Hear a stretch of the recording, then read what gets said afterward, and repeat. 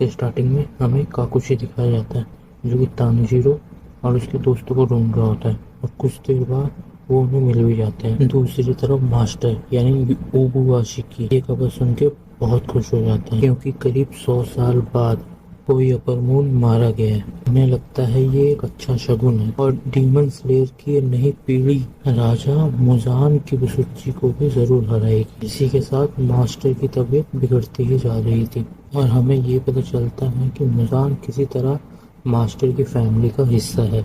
उसके बाद हम अकाजा को देखते हैं, जो अपर रैंक 3 का डीमन है। अकाजा एक दूसरा डायमेंशन में था, जिसे कि इन्फिनिटी कैसल कहते हैं। इस जगह में अनगिनत कमरे और दरवाजे हैं, जो कि किसी भूल भुलैया से कम नहीं है। अकाजा मन में सोचता है कि अगर उसे यहाँ बुलाया गया है तो डीमन स्लेयर ने किसी अपर मून को मार गिराया है। उसके बाद एक प्लेटफॉर्म अकाजा को बीवा मून के पास लेके जाती है। इसका नाम नाकिमे है, और यही इस पूरे इन्फिनिटी कैसल को कंट्रोल करती है। अकाजा के साइड में रखे मटके से एक दूसरा डीमन निकल के बाहर आता है, जिसका नाम ग्योक्को है। ये अपर 5 का डीमन है। ये दिखने में काफी अजीब है, और इसकी आंखों की जगह मुंह लगे हुए हैं। ग्योक्को कहता है कि उसे अकाजा से मिलकर खुशी हुई, शायद वो 90 साल बाद मिल रहे थे। तभी हम एक तीसरे डीमन को देखते हैं, और वो काफी डरा हुआ था। इसका नाम हैंटेंगू है, और ये अपर 4 का डीमन है। ये कहता है कि ग्योक्को गिनती भूल गया है, हमें 113 साल के बाद बुलाया गया है, जो कि एक अनलकी और डरावना नंबर है। अकाजा नाकिमी से पूछता है कि लॉर्ड मोजान आ गए। इस पे नाकिमी कहती है कि लॉर्ड मोजान अभी तक नहीं आए। फिर वो अपर 1 के बारे में पूछता है, तो तभी डोमा जो अपर 2 का डीमन है यहाँ आ जाता है, और अकाजा के कंधे पे हाथ रख देता है, और कहता है कि तुम्हें मेरी बिल्कुल भी चिंता नहीं है अकाजा। डोमा फिर ग्योक्को के मटके की तारीफ करता है, और कहता है तुमने जो मुझे एक मटका दिया था उस पर मैंने एक औरत का सिर सजा के रखा हुआ है। अकाजा फिर डोमा से गुस्से में कहता है कि मेरे कंधे से अपना हाथ हटाओ। फिर वो एक मुक्का मार कर डोमा का जबड़ा तोड़ देता है। डोमा का मुंह तुरंत ही रीजनरेट हो जाता है। डोमा इसका बुरा नहीं मानता है, और कहता है कि तुम तो पहले से ज्यादा ताकतवर हो गए हो अकाजा। नाकिमी फिर बताती है कि अपर रैंक 1 को सबसे पहले यहाँ बुला लिया गया था, और वो तुम सबकी सारी बातें सुन रहा है। उसके बाद अकाजा डरते हुए एक कमरे में देखता है, जिसके अंदर एक समुराई की तरह दिखने वाला डीमन बैठा होता है। यह सबसे पावरफुल किजुकी, यह है अपर रैंक 1, और इसका नाम कोको शिबू है। ये बोलता है कि लॉर्ड मुजान आ चुके हैं। के बाद इन सभी के ऊपर वाली छत पर हम मुजान को देखते हैं, जो कि किसी तरीके का एक्सपेरिमेंट कर रहा होता है। मुजान इन्हें खबर देता है कि अपर रैंक 6 का डीमन मारा गया है, क्यूटारो मारा गया है। अब अपर रैंक में एक डीमन कम है। ये सुनकर डोमा मुजान से माफी मांगता है, क्योंकि वो ही क्यूटारो को लेके आया था। मुजान कहता है कि मैं जानता था ग्यूटारो मारा जाएगा, क्योंकि टाकी उसकी कमजोरी थी। अगर वो अकेला बैटल लड़ रहा होता तो जरूर जीत जाता। मुझे अब अपर रैंक से कोई उम्मीद नहीं है। डोमा कहता है कि मैंने आपके सारे काम पूरे किए हैं, जिस पर मुजान बोलता है कि तुमने ओबुयाशी की फैमिली को अब तक नहीं मारा है। 100 सालों के बाद भी ब्लू स्पाइडर लिली नहीं मिला है। मुजान गुस्से में कहता है तुम सब किसी काम के नहीं हो। इससे उसके सारे गिलास इक्विपमेंट टूट जाते हैं। हैंटेंगू बहुत ज्यादा डरते हुए मुजान से रहम की भीख मांगता है। अकाजा चुप ही रहता है, क्योंकि वो भी अपने पिछले टास्क में फेल रहा था। कोको शिबो बोलता है कि ओबुयाशी की खुद को छुपाने में बहुत माहिर है। फिर डोमा कहता है कि मैं खोजबीन में ज्यादा माहिर नहीं हूँ। फिर ग्योक्को बोलता है कि उसके पास कोई खास इन्फॉर्मेशन है, इससे मुजान अपने गोल के काफी करीब पहुंच जाएगा। कि अगले ही पल ग्योक्को की कटी हुई गर्दन मुजान के हाथ में होती है, और सब ये देखकर हैरान हो जाते हैं। मुजान कहता है मुझे किसी भी तरह का बदलाव पसंद नहीं, हमेशा के लिए एक जैसा रहना ही सबसे अच्छा है। मुजान गुस्से में कहता है कि 113 साल में पहली बार कोई अपर डीमन मारा गया है, मुझे कोई भी गलत इन्फॉर्मेशन मत देना। मुजान फिर ग्योक्को की गर्दन नीचे फेंक देता है। फिर उसे वो ऑर्डर देता है वो हेंटेंगू के साथ जाकर उस जगह को चेक करे कि उसकी इंफॉर्मेशन सही है या नहीं, और वो कहता है कि अब वो अपर डीमंस की हार बर्दाश्त नहीं करेगा। उसके बाद मोजान यहाँ से गायब हो जाता है। क्योको को ये अच्छा नहीं लगता क्योंकि उसे हान टेंगू के साथ काम करना पड़ेगा। डोमा फिर ग्योक्कू से पूछता है कि तुम्हारे पे कौन सी इंफॉर्मेशन है और मैं भी तुम्हारे मिशन में शामिल होना चाहता हूँ। ग्योक्कू उसे कुछ नहीं बताता। फिर अकाजा यहाँ आकर डोमा का सिर काट देता है और बोलता है जान ने तुम्हें कोई ऑर्डर नहीं दिए तो तुम बीच में मत पड़ो। तो फिर अकाजा का भी हाथ कट जाता है और अचानक ही गोकू शिबो उसके सामने आ गया था। उसकी प्रेजेंस से ही सबके रोंगटे खड़े हो जाते हैं। डोमा अपना सर हील करते हुए कहता है कि हम दोनों दोस्त तो सिर्फ मस्ती कर रहे थे, वरना मैं अकाजा के अटैक को आसानी से डॉज कर सकता था। गोकू शिबो फिर भी अकाजा को डांटता है कि उसे अपने अपर रैंक वाले डीमन पे हाथ नहीं उठाना चाहिए। अगर उसे इससे कोई प्रॉब्लम है तो उसे या डोमा को लड़ाई में हरा कर की जगह ले सकता है। डोमा कहता है कि अकाजा किसी भी हाल में इन दोनों को हरा नहीं सकता है। डोमा अकाजा के बाद डीमन बना था पर फिर भी वो उसकी अपर वाली रैंक में है, इसलिए ही अकाजा उससे चलता है। इसके बाद हम पहली बार अपर वन का चेहरा देखते हैं जिसकी 6 आंखें हैं।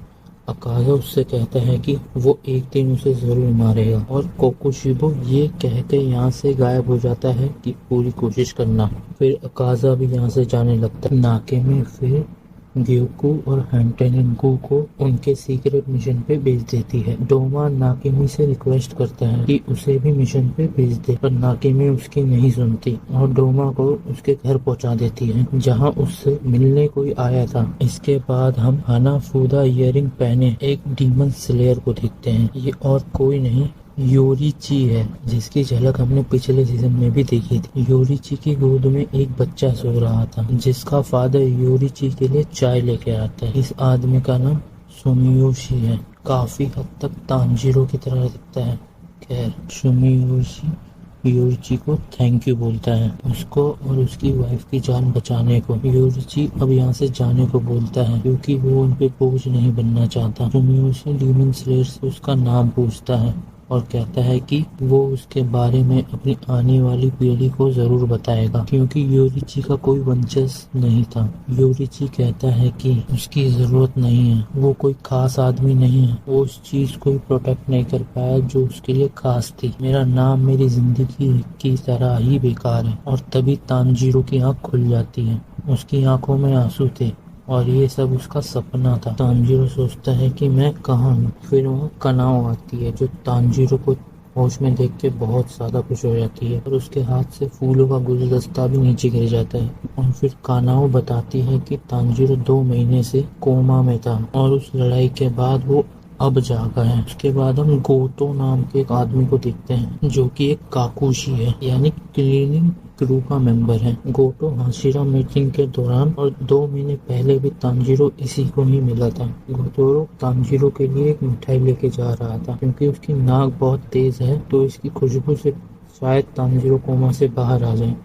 कमरे में घुसने के बाद उसे टूटा हुआ गुलदस्ता मिलता है जिसे वो साफ करने लग जाता है और मन ही मन कनाव से कहता है कि कितनी अजीब लड़की है, कुछ भी फोड़ती रहती है। लेकिन वो उसे डांट नहीं सकता क्योंकि वो उसकी रैंक गोतो से ज्यादा है। बेड के पास जाके गोतो को पता चलता है कि तांजीरो को होश आ गया है तो वो बहुत जोर से कानाओ पे चिल्लाने लगता है, कोमा से बाहर आ गया है, ये बात किसी को बताई क्यों नहीं, छोटी बच्ची हो क्या। उसके बाद गोतो गला फाड़ के चिल्लाता है कि तांजीरो को होश आ गया है। ये सुनकर कियो, सुमी, नाओ और आइयो भी यहाँ आ जाते हैं। तांजीरो अपने बाकी दोस्तों के बारे में पूछता है तो गोतो बताता है कि ज़ेनोसुके को तो 2 दिन पहले ही होश आ गया था और उसे अपने से उसकी मर्जी के खिलाफ अगले मिशन पे भेज भी दिया गया है। उजुई अपनी तीनों वाइफ के साथ चला गया था। वहीं इनुसुके मरने की हालत में है क्योंकि जहर उसकी बॉडी के अंदर तक जा चुका है। तांजीरो बोलता है कि फिर तो मुझे जरूर भ्रम हो रहा है क्योंकि इनोसुके छत से चिपका हुआ दिख रहा है। सब ऊपर देखते हैं और सच में इनोसुके छत से चिपका हुआ था। इनोसुके बेड पे कूदते हुए बोलता है कि मैं तुमसे 7 दिन पहले होश में आ गया था। तांजीरो कहता है कि अच्छा है, तुम कमाल के हो इनोसुके। कियो उसके बाद तांजीरो को एक जानवर के बारे में बताती है जिसका नाम हनी बैगर है, जिस पर जहर का कोई असर नहीं होता। इनोसुके भी बिल्कुल इसके जैसा ही है और उस पे भी जहर का कोई असर नहीं होता। ये सुन के इनोसुके फूल जाता है और खुद को अमर समझने लगता है और फिर आयो बताती है कि जहर के साथ साथ मेडिसिन का भी इस पे कोई प्रभाव नहीं पड़ता, तो उसे संभल के रहना चाहिए। तो इनोसुके गोतो से लड़ाई करने लगता है, तो कानाओ चिल्ला के बोलती है, सबको शांत कराती है क्योंकि तांजीरो सो गया था। उसी रात हम तमायो की बिल्ली को देखते हैं जो कि तांजीरो की हालत देखने के लिए आई थी। करीब एक हफ्ते के बाद तांजीरो अपने पैरों पर खड़ा होने लग गया था। जेनोसुके भी पूरी तरह ठीक होकर अपने अगले मिशन की तरफ आगे बढ़ जाता है। यहीं जेनोसु ने अपने साथी डीमन स्लेयर की नाकों में दम कराए रखा था। वो घर जाने के लिए रोता रहता था। वहीं तांजीरो भी धीरे धीरे ठीक होने लगा था। वो पूछता है कि मेरी नई कटाना अभी तक बनकर आई भी या नहीं, क्योंकि पिछली बार उसकी कटाना बैटल में खराब हो गई थी। तब उसे पता चलता है कि हैगा नेजुका ने उसके लिए गालियां भरा एक लेटर लिख के भेजा था और नई तलवार बनाने से साफ साफ मना कर दिया है। अब सुमी कहती है कि तांजीरो, तुम्हें खुद सोर्समैन विलेज जाना चाहिए, वो जगह जहाँ सारी डीमन स्लेयर्स की तलवारें बनाई जाती है, और उसे डायरेक्ट ही हैगा नेजुका से बात करनी चाहिए। तो फिर अब तांजीरो वहाँ जाने का मन बना लेता है। अगले दिन बटरफ्लाई मेंशन के बाद तांजीरो को एक काकुशी मिलती है।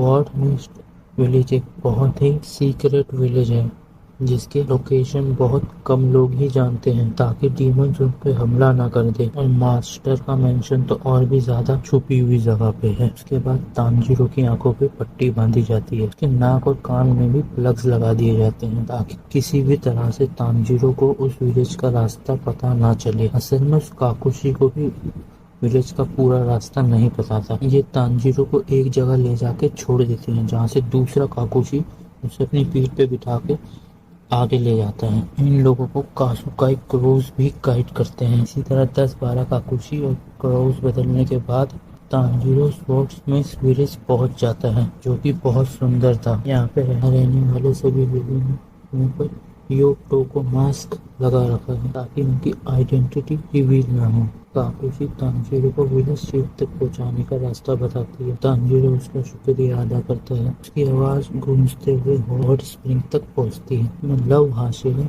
मिस्सूरी नहा रही होती है और ये जानकर वो खुश हो जाती है कि कोई विलेज में आया है। तांजीरो चीफ टेंचिस से मिलता है, क्योंकि विलेज के सबसे छोटे पर सबसे खास आदमी है। वो तांजीरो कुछ मिठाई खाने को देते हैं और बताते हैं कि होटारू, जिसने तुम्हारी तलवार बनाई थी, वो लापता हो गया है। उसका पूरा नाम होटारू हैगा नेजुका है। ये नाम उसे टेंचिन ने ही उसे दिया था और वो बचपन से ही काफी गुस्सैल है। तांजीरो माफी मांगता है अपनी तलवार खराब करने के लिए, जिस पर टेंचिन बोलता है कि तुम्हारी कोई गलती नहीं है, असल में होतारू ही कमजोर तलवारें बनाकर दे रहा था और उसके मिलते ही हम उसकी जमकर धुलाई करेंगे। जब तुम पूरी तरीके से ठीक हो जाओगे तब तुम्हें तुम्हारी नई तलवार मिल जाएगी, तब तुम यहाँ आराम से रह सकते हो। तुम्हें हॉट स्प्रिंग में नहाना जरूर जाना चाहिए, उससे तुम्हारे घाव जल्दी भर जाएंगे। रास्ते में तांजीरो एक वर्कशॉप देखता है जिसमें एक तलवार बनाई जा रही थी। उसके बाद एक आदमी उसे हॉट स्प्रिंग का रास्ता बताता है। तब उसके लिए खाना तैयार हो जाएगा। तभी उन दोनों को जोरों से चीखने की आवाज सुनाई देती है। ये मिस्सूरी थी जो चिल्लाते हुए पहाड़ी से नीचे उतर रही थी। तांजीरो उसे थोड़ा धीरे चलने को बोलता है, नहीं तो उसके कपड़े खुल जाएंगे। मिस्सूरी रोते हुए कहती है कि ऊपर एक बंदे से मैंने उसका नाम पूछा, उसने मुझे इग्नोर कर दिया। तो अब तांजीरो और डिनर जल्दी ही रेडी होने वाला है। ये सुनकर मिस्सूरी बहुत खुश हो जाती है। तो फिर तांजीरो हॉट स्प्रिंग के पास जाता है तो उसे फिर किसी का दांत आके लगता है। तालाब में उसे एक लड़का दिखाई देता है। ये वही लड़का गैन्या है जो तांजीरो के साथ फाइनल सिलेक्शन में था। अब तांजीरो भी अपने कपड़े निकाल कर पानी में कूद जाता है और गैन्या के साथ दोस्ती करने की कोशिश करता है। कहता है कि वो विंड हशीरा सामने से रिलेट करता है। तो गैन्या तांजीरो का सर पानी में डुबा कर कहता है कि मुझसे बात मत करो, और ऐसा कहकर फिर वो वहाँ से चला जाता है। शाम को तांजीरो देखता है कि मित्सुरी इनोसुके से भी ज्यादा खाना खाती है। तानजीरो को पता चलता है वो लड़का गेन्या सानेमी का छोटा भाई है, लेकिन सानेमी ने कभी नहीं बताया था कि उसका कोई भाई भी है। शायद उनके आपस में नहीं बनती होगी, जो उन दोनों को बुरा लगता है क्योंकि वो तो अपने सिबलिंग से बहुत प्यार करते हैं। और मित्सुरी बताती है वो खुद 5 भाई बहन है। तानजीरो पूछता है कि गेन्या खाना खाने क्यों नहीं आया, जिस पर मित्सुरी बताती है कि गेन्या कभी यहाँ खाना खाने नहीं आएगा, शायद वो अपने साथ कुछ लाया हो। तो तानजीरो को उसकी चिंता होती है, तो उसके लिए वो खाना लेके जाने लगता है। रास्ते में तानजीरो मित्सुरी से पूछता है कि उसने डीमन स्लेयर कॉर्प्स क्यों ज्वाइन किया, इस पर मित्सुरी बताती है कि ऐसा मर्द ढूंढने के लिए जिससे वो शादी कर सके, हमेशा उसे प्रोटेक्ट करे। तो ऐसा लड़का कोई हाशिरा ही हो सकता है, इसलिए वो खुद भी हाशिरा बन गई ताकि वो सभी हाशिरा से मिल सके। ये सब सुन के तानजीरो बोलती बंद हो जाती है। फिर उन्हें पता चलता है कि गेन्या तो अपने कमरे में है ही नहीं। तभी एक काकुशी आके बताती है कि मित्सुरी की तलवार बस अब बन ही गई है, तो उन्हें ये चल के देख लेना चाहिए। मित्सुरी तानजीरो से कहती है कि अब वो आधी रात को ही यहाँ से चली जाएगी, जो सुनकर तानजीरो उदास हो जाता है। फिर मित्सुरी कहती है कि शायद अब हम एक दूसरे से कभी नहीं मिल पाएंगे। तुमने अपर रैंक डीमन से फाइट की है, जिससे तुम्हें 10 साल बराबर का एक्सपीरियंस मिला है। तुम अब काफी स्ट्रांग हो गए हो। और वो उनके लिए काफी खुश है। और तानजीरो की मैं और ज्यादा मेहनत करूंगा कि मुजान के वो सुची को भी जरूर मार देगा। मित्सुरी तानजीरो के कान में कहती है कि इस विलेज में एक सीक्रेट वेपन है, इससे तानजीरो और भी ज्यादा स्ट्रॉन्ग हो जाएगा। इतना कहकर मित्सुरी यहाँ से चली जाती है। अगले दिन ब्रेकफास्ट करने के बाद तानजीरो उस सीक्रेट वेपन को ढूंढने के लिए जंगल में निकल जाता है। तानजीरो की सूंघने की शक्ति भी अभी तक पूरी तरीके से ठीक नहीं हुई थी, तो उसे भी बस हॉट स्प्रिंग की ही स्मेल आ रही थी। तो उसे फिर पास में से कुछ आवाजें आती है। वो 2 लड़कों को झगड़ा करते हुए देखता है, जिसमें से एक इसी गांव का छोटा सा स्पोर्ट्समैन था और दूसरा मिस्ट हाशिरा मिचिरो है, जिसे इस लड़के से कुछ चाहिए था। लड़का उसे साफ मना कर रहा था। तानजीरो हैरानी से देख कि एक और हाशिरा यहाँ क्या कर रहा है। फिर वो देखता है कि वहाँ पे एक तीसरा इंसान भी है और तानजीरो पहचान लेता है कि ये वही बंदा है जिसे मैंने सपने में देखा था। यही एपिसोड यहीं पे एंड हो जाता है। तो दोस्तों, आपको सीजन 3 का पहला एपिसोड कैसा लगा कमेंट करके ज़रूर बताइए। और अगर आपको ये वीडियो अच्छी लगी तो हमारा चैनल सब्सक्राइब करें और बेल नोटिफिकेशन को ऑन कर लें। Thank you. बाकी वीडियो को लाइक और शेयर ज़रूर करिए। मैं मिलता हूँ आपसे बहुत ही जल्द एक नई वीडियो के साथ। शुक्रिया।